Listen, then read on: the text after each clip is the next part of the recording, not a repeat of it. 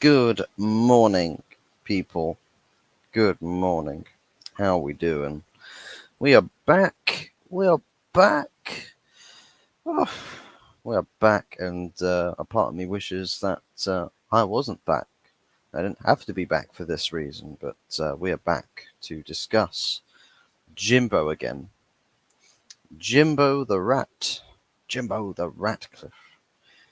And he has spoken to Sunsport supposedly here, and he's got a few things to say about the takeover process and some worrying details, some very worrying details that have got me a little bit concerned.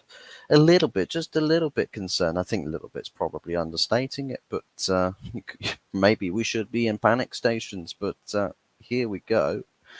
Uh, so, Sir Jim Ratcliffe, Jimbo, uh, here has said that I've signed a non-disclosure agreement, so I can't say too much, but there's still a process and we are in the process, evidently, as no one's been told who's doing what yet. We have a good offer. We've met the Glazers a couple times and we've had good conversations, but at the end of the day, it's their decision who would still very much like to, still very much like to do it. I also believe we would do a good job and do it for the right reasons. We keep very focused on it. What are the what are the good what are the right reasons, Mr. Ratcliffe? What are the right reasons? The moral reasons, perhaps you mean to say, because that's all anyone can really talk about to do with this with Ratcliffe's bid. So far, I don't think there's anyone that's actually said a point about Ratcliffe's bid where it's actually factually better than Qatar's bid. Because if every point that someone comes out with to say, oh, this is why we should have Ratcliffe, you can also just sit there and say, well, yeah, but look at Qatar, they'll do the same thing, if not better. They're offering the same thing, the same service to the club, the same plan or idea of investment or to improvements to improve the club. Qatar's offering the same thing. So yeah, we're still yet to hear like actual unique positives that Ratcliffe's bid has with the intent for Manchester United that exceeds that of Sheikh Jassim.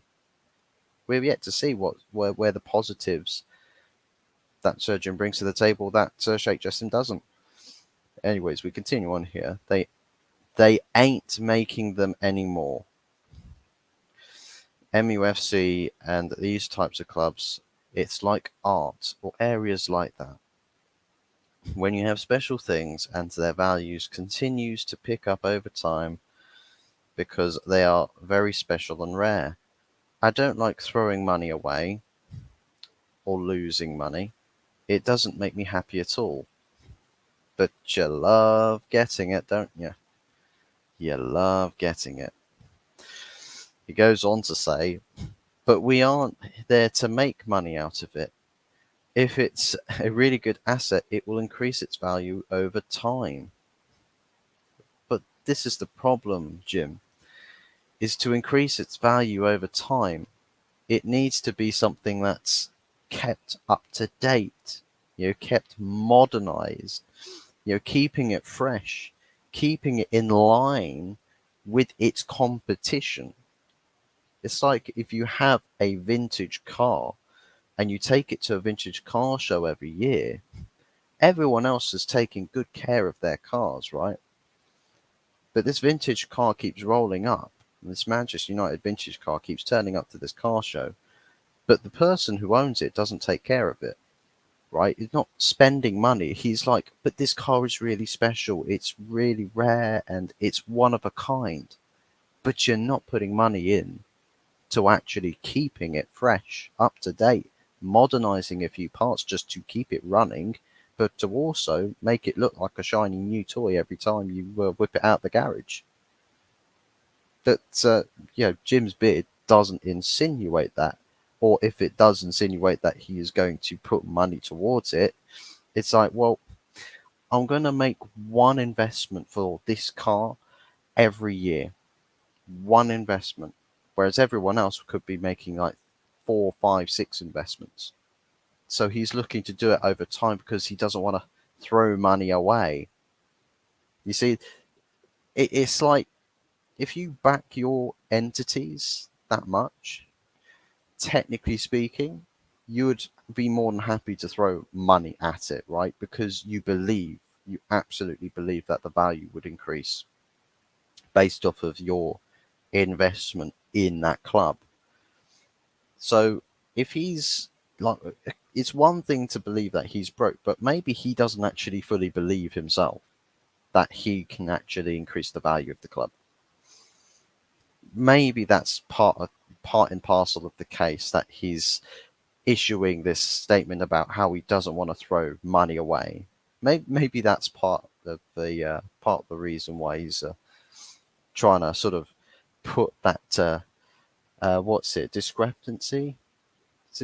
I'm trying to think, is discrepancy the word, or is that no, disclaimer to say, but I don't want to throw money away, so I don't want to put as much money in. You catch my drift? It's concerning. It is really concerning. He also says that Old Trafford has potential commercial opportunity to changing the name of the stadium. He said, God, no, that would be hearsay.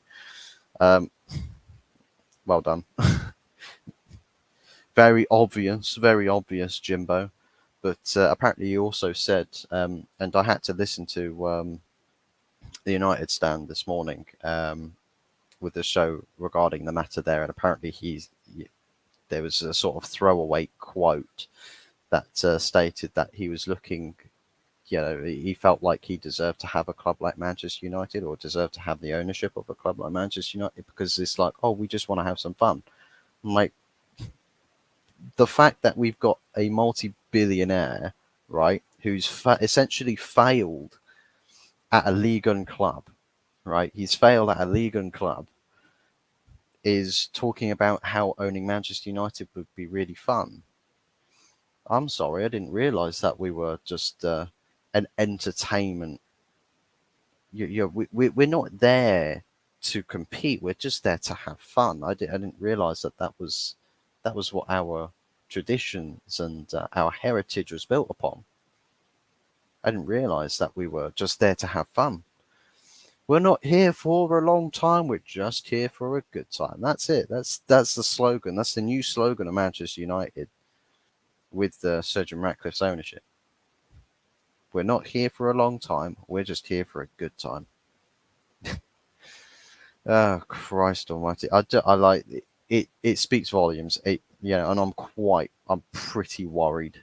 I'm pretty worried if this guy does take control of Manchester United Football Club, because our future, I don't think, will be sustainable. Because I mean, he's only been the owner of like Nice for what, 4 to 5 years now, is it? And so far, he's only upset the apple cart. He's not actually improved anything. He's not fixed anything.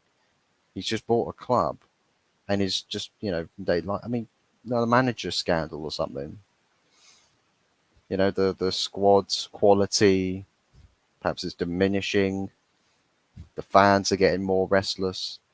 Maybe we expect the same. Maybe we should just, like a forecast, expect the same sort of outcome for Manchester United, just on a much bigger scale. Maybe we should do that. Maybe that's what wisdom should